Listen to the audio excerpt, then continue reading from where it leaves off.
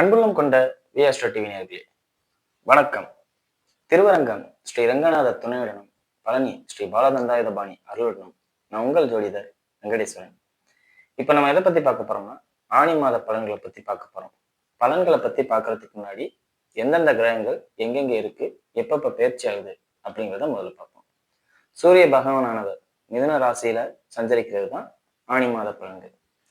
So அந்த சூரியன் மிதுனத்திலையும் புதன் பகவான் மிதுனத்துல 8ஆம் தேதி வரை இருக்காரு. அதுக்கப்புறம் கடகத்துக்கு பயிற்சி ஆகிறார். அதே புதன் பகவான் கடகத்துல 16ஆம் தேதி வக்ரம் பெற்று 23ஆம் தேதி திரும்பவும் மிதுனத்திலே வராது. சோ இந்த மாசம் ஆரம்பிக்கும் போதே புதன் மிதுனத்துல தான் இருக்கும்போது முடியும் போதே மிதுனத்துல தான் இருக்க போறார். முடியும் போது வக்ரத்துல இருக்காரு. சரிங்களா? ராசி அதே மாதிரி கடக ராசியில சுக்கிரன் உச்ச குருவோட சேர்ந்திருக்கார். சோ கடகத்துல குருவும் சுக்கிரனும். அதே மாதிரி 16ஆம் தேதி 15ஆம் தேதிக்கு பின் 20ஆம் தேதிக்கு பின் 20ஆம் தேதிக்கு பின் சுக்கிர பகவானானவர் சிம்மத்துல கேதுவோட இணைகிறார். அப்ப சுக்கிரனும் கேதுவும் சேர்றதுனால எந்த மாதிரியான மன அழுத்தங்கள், சுக வாழ்க்கை கெட்டு போறது அப்படிங்கிறது நடக்கும் அப்படிங்கிறத பத்தியும், அதே மாதிரி கும்பத்துல ராகுவும் மேசத்தில் செவ்வாய் ஆட்சி பலத்துல இருக்கிறவரு 12ஆம் தேதிக்கு அப்புறம் ரிஷபத்திலையும் மீனத்துல சனி பகவானும் இருக்காங்க. இவங்க இப்படி இருக்கிறதுனால எந்த மாதிரியான மாறுதல்கள் நடக்க போகுது? குறிப்பா அரசாங்கத்துல காவல்துறை அதிகாரிகளின் பெயர் இந்த காலகட்டத்துல தலை நிமிர்ந்து நிக்குமா, தலை குனிவை சந்திக்குமா? அதிகப்படியா தலை நிமிர்ந்து நடக்கிறதுக்கான வாய்ப்புகள் அதிகம். ஏன்னா செவ்வாய் ரிஷபத்துல தான் செய்யக்கூடிய வேலையை சிறப்பாக செய்யும் இடத்தில் இருக்கார். அப்ப காவல்துறையோட இமேஜ் இத்தனை நாள் கொஞ்சம் கீழே இறங்கியிருந்தாலும் இப்ப கொஞ்ச நாள் அப்படியே ஏறும். நல்லபடியா பரவாயில்ல, காவல்துறை அமைப்பு சிறப்பா இருக்கு அப்படிங்கிறத கொண்டு வரும். அதே மாதிரி அரசாங்கமும் காவல்துறை சம்பந்தப்பட்ட அமைப்புகளுக்கும் சீருடை பணியாளர்களுக்கும் முக்கியத்துவம் கொடுத்து முதலீடு, இவங்க இவ்வளவு கஷ்டப்படுறாங்க, அவங்களுக்கு சேலரி இன்கிரிமெண்ட் இந்த மாதிரி கொடுப்போம் அப்படிங்கிறத பண்ணுவாங்க. சரிங்களா? சோ இதுல எந்த பாதிப்பு இருக்காது. இது உலக ரீதியா. இப்ப வாங்க 12 ராசிக்கும் எப்படி இருக்கும் அப்படிங்கிறத பார்ப்போம். கடகராசி என்பர்களே, ராசிக்கு 12ஆம் இடத்தில் சூரிய பகவானின் சஞ்சாரமும் ராசிக்கு 11ஆம் இடத்தில் செவ்வாய் பகவானின் சஞ்சாரமும் நடக்குது. இதோட ராசியில குரு உச்சம் சுக்கிரன் ஆணி 20 வரையும் இருக்காங்க. சோ ஆணியில ஒரு 2/3 நம்ம சைட்ல இருக்காரு அப்படிங்கிறது சொல்லணும். இவங்க எல்லாம் பிளஸ்ல தான் இருக்காங்க, மைனஸ்ல இல்ல. நீங்க உங்க வாய் வார்த்தையை மட்டும் கவனமா பயன்படுத்தினா இந்த மாசம் உங்களுக்கு அற்புதமான மாசம். 2ல கேது, 2ஆம் அதிபதி 12ல. அதனாலதான் எல்லா பிரச்சனையும் வரும், எல்லா இம்சையும் வரும். வாய் தான் பிரச்சனை. கைக்கு வர வேண்டிய பணத்தை கவனமா கையாளணும். கையாள தவறுனா பணம் காணாம போயிடும். கைக்கு நமக்கு ஒரு பணம் வருது, கழுத்துக்கு ஒரு செயின் வருது, அதை நம்ம பத்திரமா பார்த்துக்க வேண்டியது நம்ம கடமை. பத்திரமா பார்த்துக்காம கேர்லெஸ்ஸா இருந்தோம்னா அது காணாம போச்சு, அது இது கொடுத்துட்டேன் அப்படின்னோம்னா அது உங்களோட மைனஸ். ஸோ ரொம்ப கவனமா இருங்க இந்த காலகட்டத்துல அப்படிங்கிறத சொல்லலாம். எதுல? பணத்திலையும் கழுத்துல மாட்டிக்கொள்ளும் வகையிலையும். சரிங்களா? மற்றபடி எந்த ஒரு பாதிப்பும் இல்லை, எல்லாம் நல்லா இருக்கு. 11ஆம் இடத்துல வர செவ்வாயால குழந்தைகளால் ஒரு நல்ல வரவு, ஆதாயம், மகிழ்ச்சி, சந்தோஷகரமான நிகழ்வு. இன்னும் சொல்ல போனா குழந்தைகளாலே ஏதாவது ஒரு வருமானம் கிடைக்கிறது. ஏன்னா 5ஆம் அதிபதி 5ஆம் இடத்தை பார்க்கிறார். அப்படிங்கும் போது குழந்தைகள் மூலியமாகவே ஏதாவது ஒரு வருமானம் கிடைப்பது, கைக்கு நகை சேர்றது, கைக்கு பணம் வர்றது, அதை நீங்க பத்திரமா வச்சுக்கணும் அப்படிங்கிறது தான் இங்க அமைப்பு. இதோட சுக்கிரன் கேதுவோட இணைவார். அப்ப 4ஆம் இடத்து அதிபதி 4க்கு 11ஆம் இடத்துல அவங்களுக்கு தாய்க்கு ஏதோ ஒரு பாதிப்பு இருக்கு. அந்த பாதிப்பாலையும் ஒரு வருமானம் உண்டு, லாபகரமான விஷயம் நடக்கும், சந்தோஷமான விஷயம் நடக்கும், மகிழ்ச்சி அப்படிங்கிறத சொல்லலாம். பூமி சம்பந்தப்பட்ட அமைப்பால நல்ல முன்னேற்றம் இருக்கும்.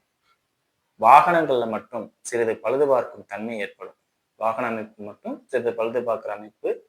அதே மாதிரி 11ஆம் அதிபதினு சொல்லக்கூடிய சுக்கிரனும் கேதுவோட இணைவதனால் உங்களோட ஆதாயம் கொஞ்சம் குறையும்.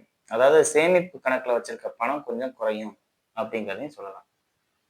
உதாரணத்துக்கு ஜுவல்ஸ் அடகு வைக்கிறது. நான் சொன்னேன்ல ஆரம்பத்துல, நகை நம்மள்கிட்ட கழுத்துல போட்டுக்கிற நகை பத்திரமா வச்சுக்கணும். அப்ப இதை நகை அடகு பிடிப்பீங்க. இந்த நேரத்துல கழுத்துக்கு நகை வரும், அந்த நகையை கொண்டு போய் அடகு வைப்பீங்க அப்படிங்கிற ஒரு அமைப்பை ஏற்படுத்தும். அப்படிங்கிறத சொல்லலாம். ஏன்னா சுக்கிரன் கேது கூட சேர்றதுனால 2ஆம் இடத்துல சேர்றதுனால அந்த சேமிப்புல இருக்கிறது நகையும் பணமும் தான்.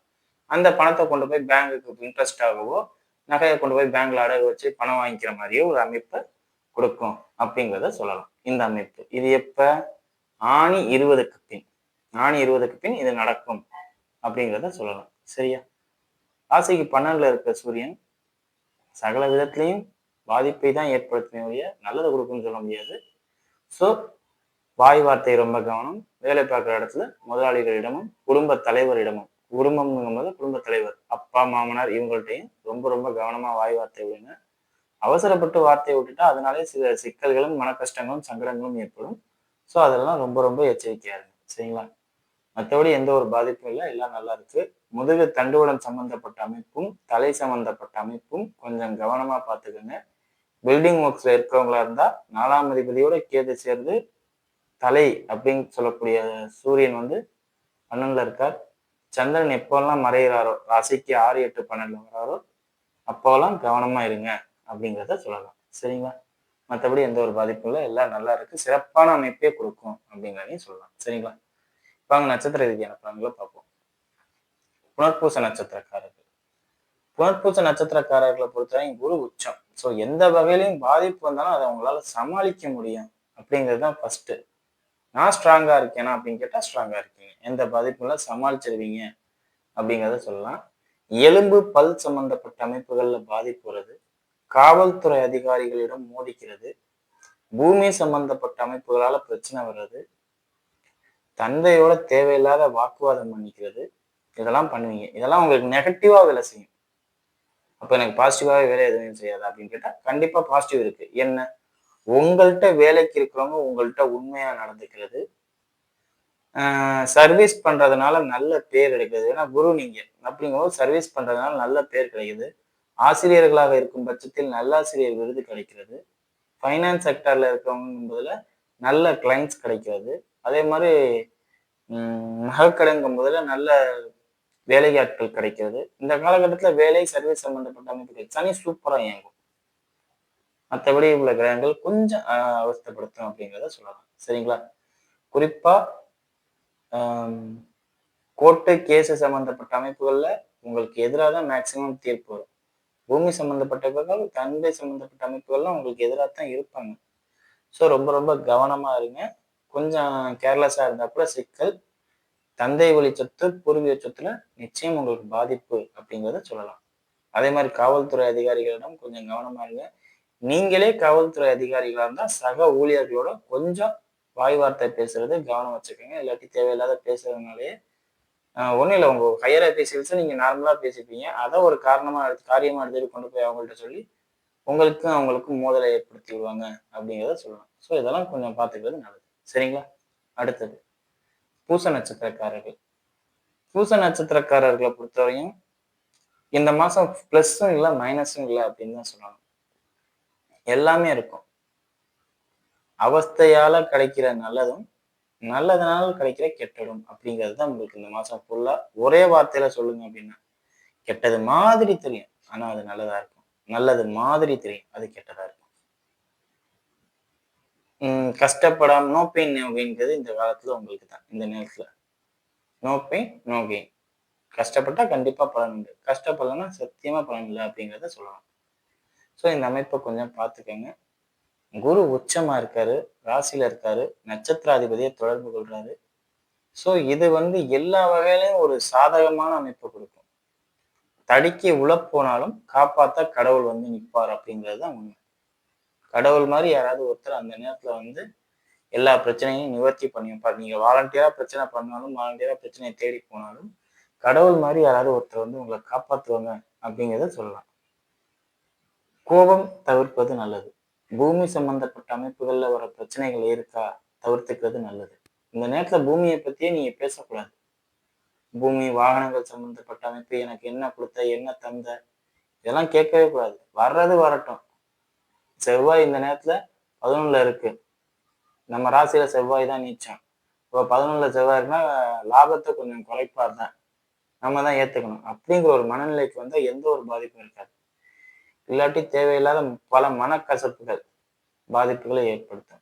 செவ்வாய் சம்பந்தப்பட்ட அமைப்புகள்ல ரொம்ப ரொம்ப கவனமா இருங்க. சூரியனோட செவ்வாய் உங்களுக்கு பாதிக்கும் இந்த நேரத்துல. சரிங்களா? ஏன்னா சனிக்கு பாதிப்புக்குரிய கிரகம் யாருன்னா செவ்வாய். உங்க ராசியில நீச்சமாவது செவ்வாய். அப்ப செவ்வாய் இருக்கிற இடங்கள் உங்களுக்கு கவனமா பார்த்துக்கணும் அப்படிங்கிறத சொல்லணும். சரிங்களா? மற்றபடி எந்த ஒரு பாதிப்பும் இல்லை. எல்லாமே சிறப்பான அமைப்புல நடக்கும். நல்லதும் கெட்டதும் கலந்த மாதம் தான் இது உங்களுக்கு. இது முழுசா நல்லதுன்னு சொல்ல முடியாது, முழுசா கெட்டதுன்னு சொல்ல முடியாது. எல்லாத்துலயும் வலி இருந்தா அதுல ஆதாயம் இருக்கு. அவ்வளவுதான். அப்படிங்கிற அமைப்பு தான் கொடுக்கும். சரிங்களா? அடுத்தது ஆயில்ய நட்சத்திரக்காரர்கள். நட்சத்திராதிபதி வக்ரமாகிற காலகட்டத்துல, அதாவது ஆணி 16க்கு அப்புறம் வக்ரம் ஆகுறாரு. ஆணி 23க்கு அப்புறம் 12ல போய் வக்ரம் ஆகுறாரு. இதை மட்டும் பார்த்துக்கங்க. ராசியில குரு உச்சமாயி நட்சத்திராதிபதி வக்ரமாயி ராசியாதிபதி அஸ்தமனம் ஆகும் காலகட்டம். எப்ப அஸ்தமனம் ஆவாரு? அமாவாசை அப்பதான் ராசியாதிபதி அஸ்தமனம் ஆவாரு. ரொம்ப ரொம்ப எச்சரிக்கையாக இருக்கக்கூடிய காலகட்டம். நட்சத்திராதிபதி வக்ரமாயி ராசியாதிபதி அஸ்தமனமாயி ராசியில குரு உச்சம் பெறுவது தப்பு. நீங்க எந்த ஜாதகத்தை வேணாலும் எடுத்து பாருங்க. இந்த மாதிரி அமைப்பு இருக்கிற யாரு வேணாலும் எடுத்து பாருங்க. ஒண்ணும் இல்ல, ராசியில குரு மட்டும் இல்ல. இப்ப ராசியில குரு ஆட்சியாகலாம். ராசியில குரு இருந்து ராசியாதிபதி அஸ்தமனமாயி நட்சத்திராதிபதி வக்ரமா இருக்காரு, ராகு கேதுவை தவிர, அப்படிங்கிறது ஒரு விஷயம். உங்களுக்கு ஒரு உடம்புல ஒரு உச்சம் இருக்கும், தலையிலே இருக்கும். ஸோ ரொம்ப ரொம்ப கவனமா இருங்க அப்படிங்கிறத நான் இந்த காலகட்டத்தில் உங்களுக்கு சொல்லுவேன். நிறைய உழைக்க வேண்டிய காலகட்டம் இது. அதிகப்படியான வேலை சுமை பணிச்சுமை இருக்கக்கூடிய காலகட்டம். யாருமே இல்லை அப்படின்னு இயங்கக்கூடிய காலகட்டம்.